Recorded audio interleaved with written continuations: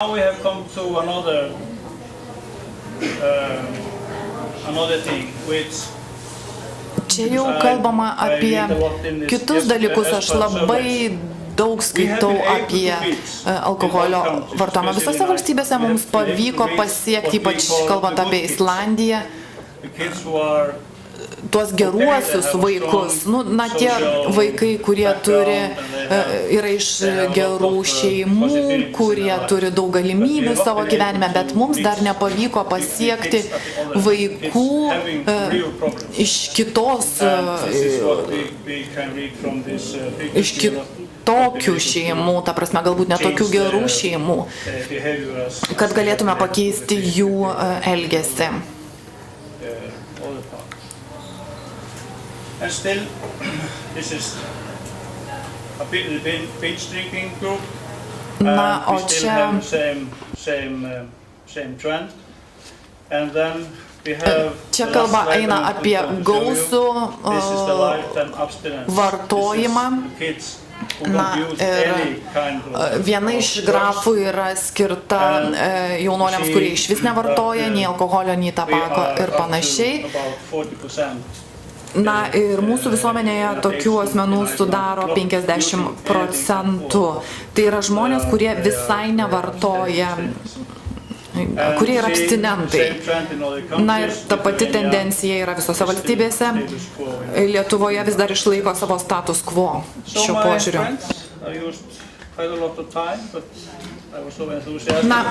Viskas, aš galbūt užtempiau šiek tiek laiko, nes labai norėjau daug ką pasakyti, tiesiog labai ačiū už jūsų dėmesį.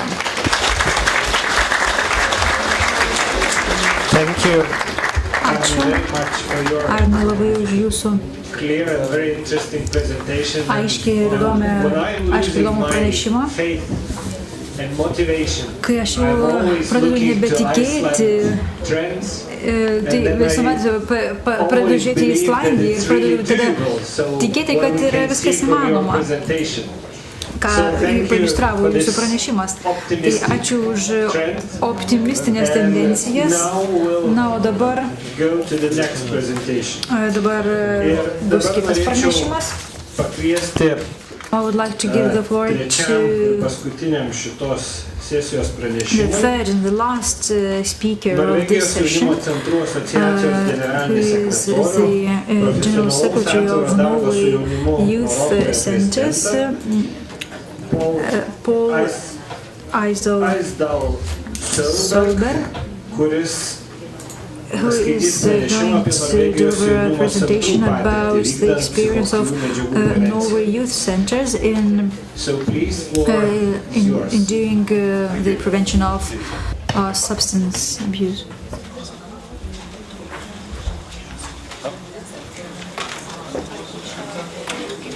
I sent it before, yeah. Okay. And I'll... Just a second.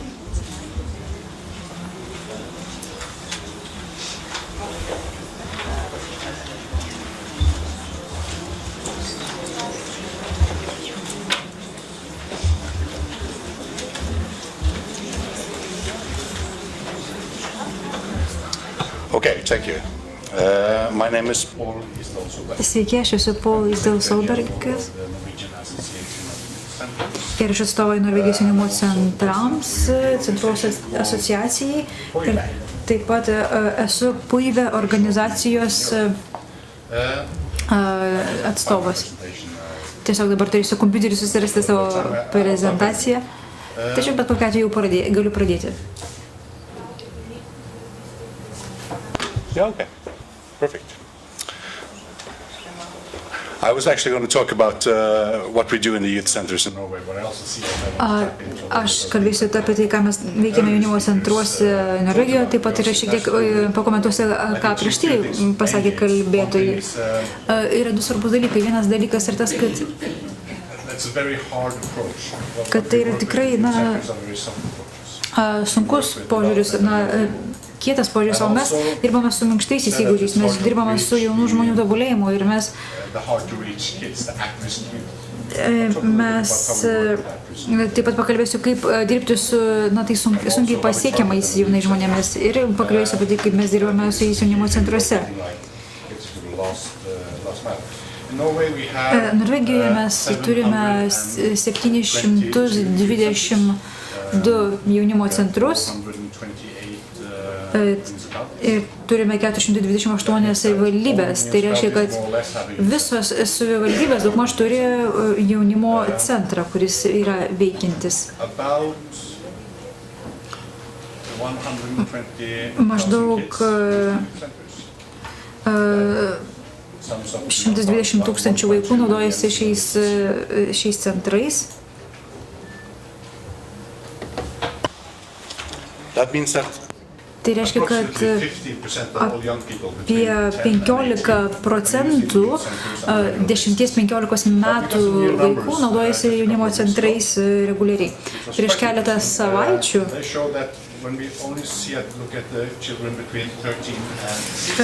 gavome duomenis, kad 13-16 metų vaikai, šitų tokio amžiaus vaikų 40% naudojasi reguliariai, tai reiškia bent jau vieną kartą per mėnesį.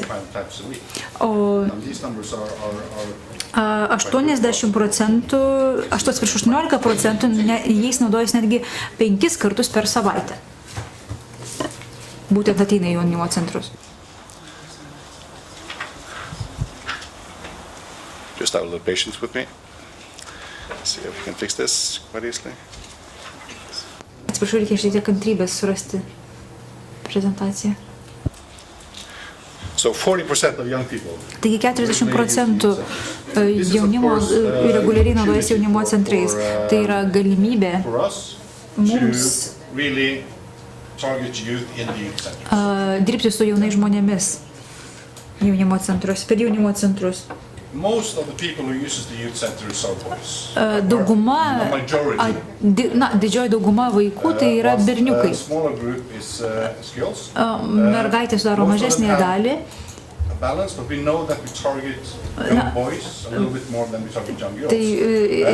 iš tikrųjų toks yra beveik balansas, tačiau dažniau dirbame su berniukais negu su mergaitėmis.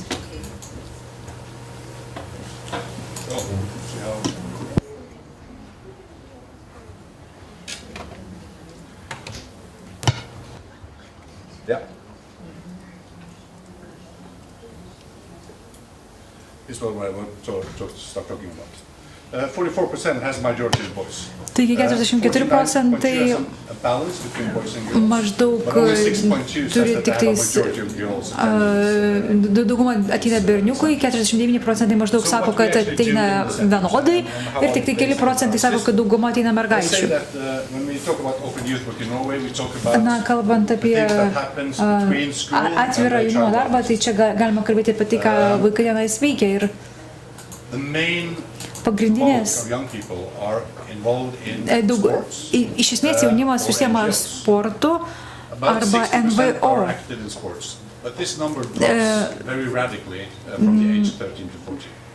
Dauguma, kaip jau minėjau, užsiema sportu, tačiau 13-15 metų vaikai jau mažėja jų dalyvavimas sporte. Ir sportas tampa tokia kaip elitinė veikla tarp jaunimo. Šie jauni žmonės, jie nenustoja būti fiziškai aktyvūs, jie tiesiog tampa aktyvūs kitose veiklose, kitose sporto šakose, jie aktyvūs yra, tarkim, parkūre, skeitinge,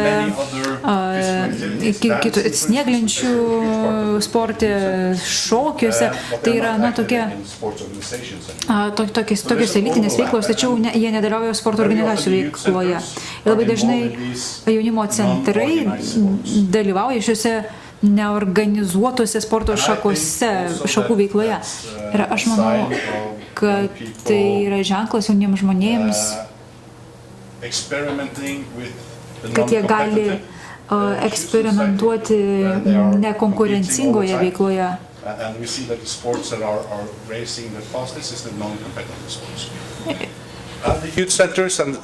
Jaunimo centrai ir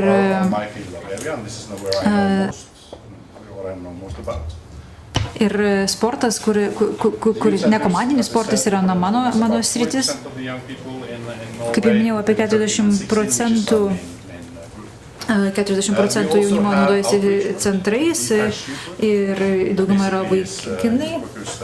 Taip pat mes dirbame su žmonėmis jaunimų gatvėse, mes turime specialistus, kurie dirba su jaunimo gatvėse. Ir mes taip pat jaunimo informacijos centrus, tai yra tokie centrai, kur jaunimas gali nueiti, susitikti su jaunimo darbuotojais arba sveikatos priežiūros specialistais.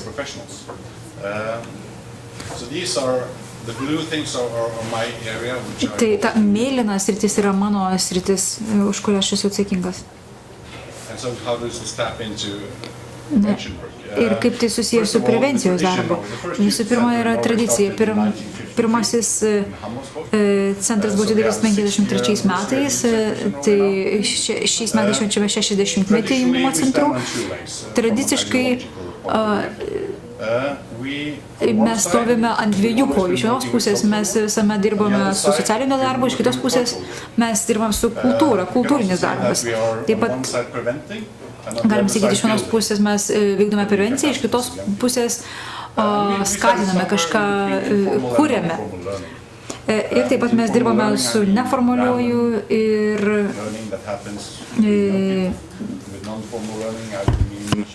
facilitated learning. For example, neformaliuoju ir kitokiu mokymusi. Ir pirmas dalykas, kai aš mokiausi groti gitarą, tai aš tiesiog žiūrėjau, kaip kitas žmogus šalia manęs sėdintis groja gitarą ir aš tiesiog žiūrėjau, kaip jisai groja ir tada tiesiog paprašiau jo, galbūt galite man parodyti, kaip groti gitarą, galbūt galite man sutikti kiekvieną trečiadienį ir kad jūs mane pamokytumėte. Tai čia buvo toksai kaip ir kitoks mokymasis ir tada, kai aš susiorganizavau pamokas, tai buvo tas vadinamas neformalus mokymasis.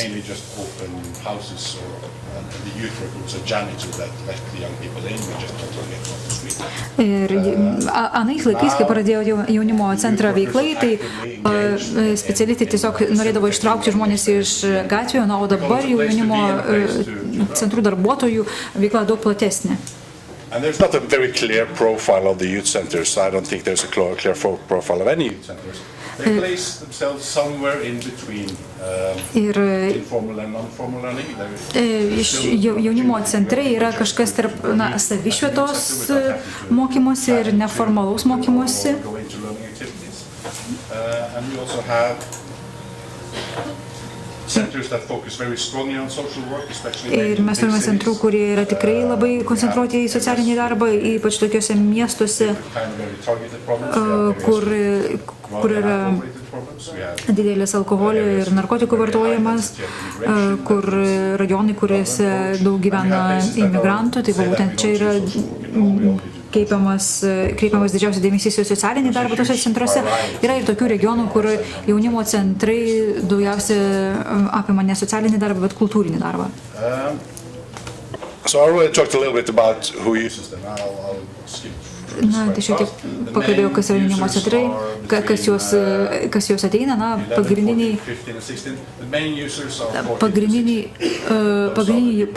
pagrindinis amžius jaunimo, kuris ateina į tos centrus, yra 14-16 metų. Norvegijoje jaunimas yra apibrėžiamas tai žmonės, kurie yra tarp 13 ir 18 metų. Tai yra toks teisiškas amžius jaunimo ir 13-18 metų. Kai pradėjome šių centrų veiklą, tai pagrindinė mintis buvo ta, kad mes galėtumėm organizuoti jaunimą.